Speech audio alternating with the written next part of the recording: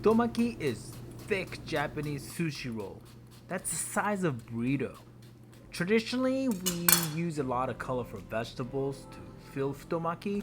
Like here, I'm using cucumber that's pickled in mustard powder. Shiitakes are being sliced, boiled for about, say, a minute or two, or until the shiitakes are cooked, drained, and marinated in soy vinegar mixture with touch of chili. You know, little kick is always nice.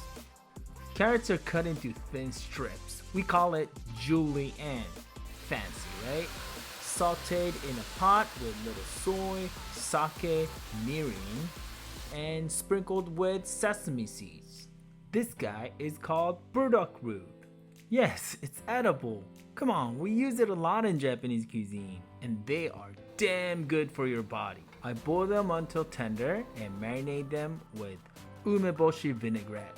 Umeboshi is a pickled plum, in case you've never heard of it.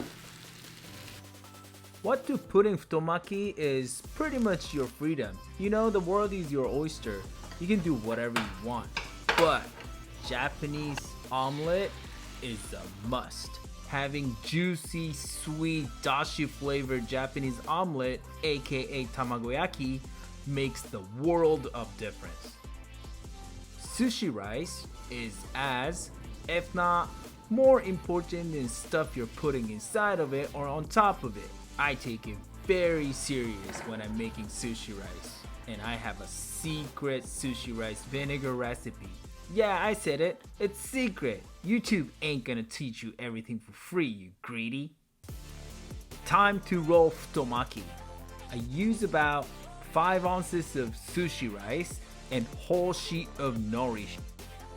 Place small amount of each component on top of rice. Remember, you have a lot of different components, so don't put too much of each because then you won't be able to roll it. I'm using cooked salmon here, but traditionally speaking, oftentimes eel or shrimp are being used for futomaki as a protein component. Hey, like I said earlier, the world is your oyster. You can put whatever protein you want. You can even put pieces of carne asada if you so desire. I'm pretty sure it will fine. Alright, moment of the truth.